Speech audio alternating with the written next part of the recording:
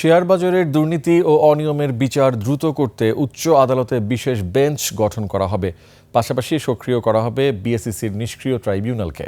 পুঁজিবাজারের সাংবাদিকদের সংগঠন সিএমজেএফ এর সংলাপে এমনটাই জানান নবনির্বাচিত বিএসইসি চেয়ারম্যান মাসুদ খান। বাজার নতুন নতুন ভালো আইপিও আনতে ডিরেক্ট লিস্টিং বেসরকারি খাতের জন্য খুলে দেওয়ার কথাও জানিয়েছেন তিনি। মেহেদী হাসানের রিপোর্ট।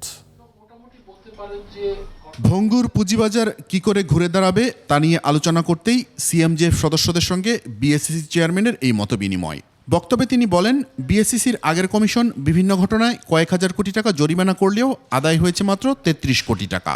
উচ্চ আদালতে মামলা ঝুলে যাওয়ার কারণেই এই পরিস্থিতি। এজন্য পুঁজিবাজার সংশ্লিষ্ট অন্যায় অনিয়মের বিচারে বিশেষ বেঞ্চ গঠন করতে চান নতুন চেয়ারম্যান। আমরা যখনই কোনো একটা পেনাল্টি ইম্পোজ করছি, কোনো একটা অনিয়মের জন্য একটা লাইসেন্স ক্যান্সেল করছি, ওনারা কোথায় যাচ্ছে? হাইকোর্টে যাচ্ছে। আমরা যেটা উদ্যোগ নেব সেটা হচ্ছে একটা স্পেশাল বেঞ্চ করার জন্য in the high court to receive this Ritz. অনেকদিন হলো বাজারে নতুন আইপিও নেই, এজন্য গোটা প্রক্রিয়া সহজীকরণের কথা ভাবছে কমিশন। নতুন স্কিলস মার্কেটে তাড়াতাড়ি নিয়ে আসতে হবে।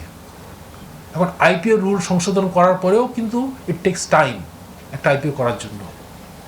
সহজ উপায় কি তাহলে? সহজ উপায় হচ্ছে direct listing regulation. Mutual fund খাতকে পুনরুজ্জীবিত করাকে নিজের অন্যতম অগ্রাধিকার উল্লেখ করে বিএসসি চেয়ারম্যান বলেন, সাধারণ বিনিয়োগকারীদের সরাসরি শেয়ার কেনার পরিবর্তে পেশাদার ব্যবস্থাপনায় বিনিয়োগে উৎসাহী করতে হবে। আলটিমেটলি সাধারণ বিনিয়োগকারীকে মিউচুয়াল ফান্ডের মাধ্যমে যেতে হবে। প্রাইমারি রেগুলেটর হিসেবে ডিএসসি ও সিএসসি কে শক্তিশালী করার কথাও জানান বিএসসি চেয়ারম্যান।